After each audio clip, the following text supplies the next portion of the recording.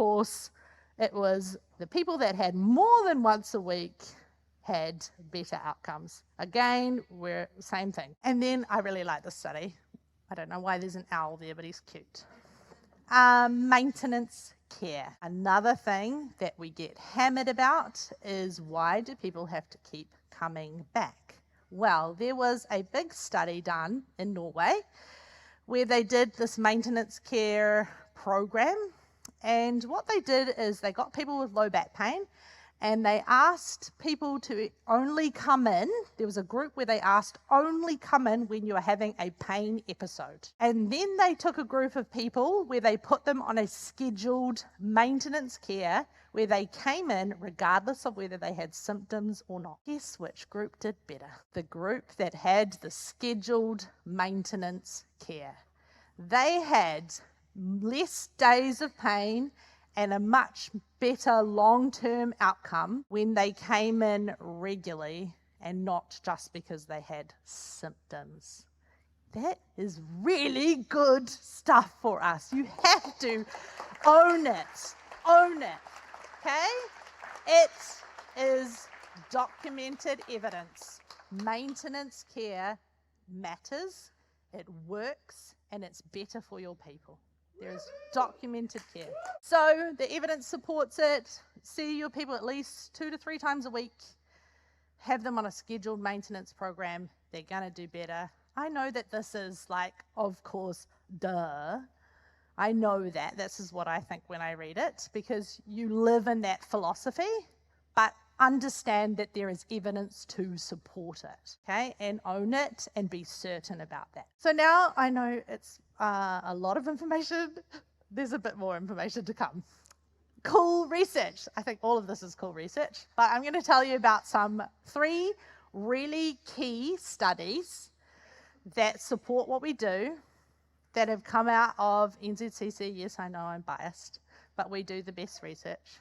This here is an actual picture of one of our research studies where we did high density EMG, which means that we are recording the electrical signals from the muscles, and the paraspinal muscles in this case, and we're recording a lot of the signals. So high density means that we're getting a lot of signals out of this group of muscles.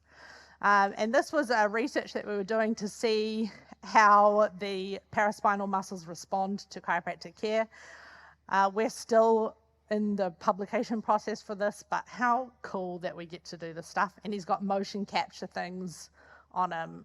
This is the kind of level of research that we're doing. But the actual studies that I'm going to talk about, this here was one done in the UK. We published this in 2024. There's a lot of information on here. What I've done is I've put QR codes that directly link to the study, so just hold your fire. I've got them coming up soon, because what I hate when I'm sitting in these conferences is I'm like, oh, what was that study? And I take a picture of it on my phone and then I never look at it again. And so I want you to actually directly, you can access all of this research yourselves. So published in Brain Sciences. And what you will notice is that we purposefully publish our research in non-chiropractic journals, not because we have anything against the chiropractic journals, but because it legitimizes a little bit more what we're doing. Okay, we're in neuroscience journals, and this isn't easy to get published. It is not easy. We get lots of feedback from the editors, and they're saying this, you need to change this, you need to change this.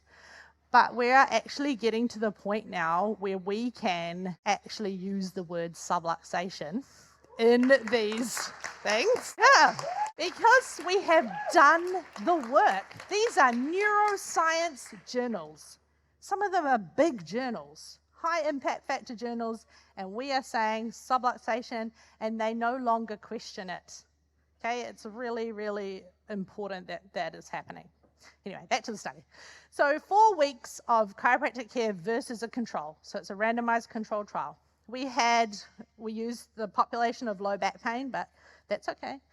And we were measuring the EEG, so their brain signals. We were measuring quality of life, and we had them wear a Fitbit so that we were tracking their sleep and we were tracking their like activity and stuff like that. I should go back to that picture. So it's weird that Russell Brand is just randomly there with Imran. I should explain that. Jerome Papel, he is the one next to Imran. I don't have a pointer.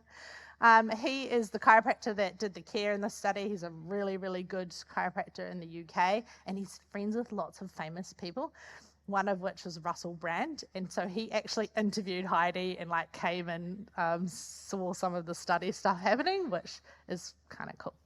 Whatever you think about Russell Brand, it's still cool. And this Imran here, so he often is going around to these places and doing the data collection. So what did we find with this study?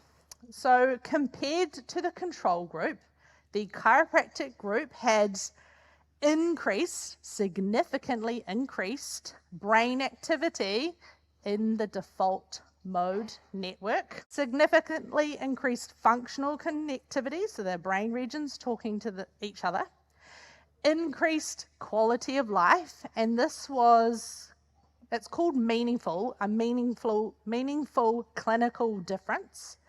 And what that means is that it's all well and good doing all these measurements, but does it actually mean anything in real life? And there are certain tests that you can do that this quality of life was really, really impactful for people. Okay, they had much less anxiety, depression, fatigue, and pain.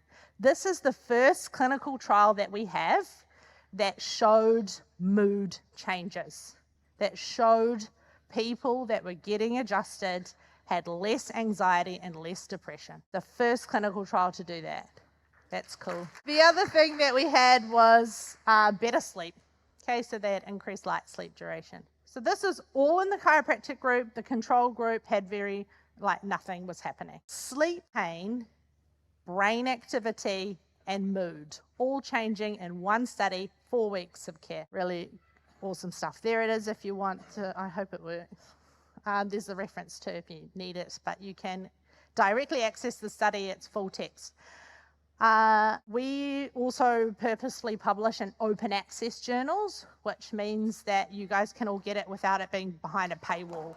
Yeah. Do you know how much a publication fee is for those?